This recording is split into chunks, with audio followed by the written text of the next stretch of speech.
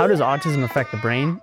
It doesn't. Lack of development of the brain is what creates the symptoms of autism. Autism is a neurodevelopmental delay, meaning that they're going to have delays in normal neurological maturation or growth. We're going to see systems underdeveloped that should have developed much younger. So we're going to see retained reflexes, primitive reflexes. We're going to see balance issues, eye tracking issues, motor-based issues, cognitive delays. These are all systems that should mature at specific time frames. But what we often see with these kids that come in is that they haven't developed almost any of those things. We had a kid here last week that was nonverbal, really emotionally dysregulated, diagnosed with autism. And what we found in his initial exam is he had retention of tons of primitive reflexes that shouldn't have been there. He had no reflexive activation of his vestibular system. He couldn't track his eyes at all. And on top of that, he had no impulse control. What happened though, through the week of working with him by using laser therapy to get energy to his brain, which is another known deficiency in kids that have autism, and getting neural inflammation down, which again is a known factor with autism, what we started to find is that he could start to regulate more efficiently. Then we could start working on his primitive reflexes, and as we started working on his primitive reflexes and that got more and more efficient, that system got better,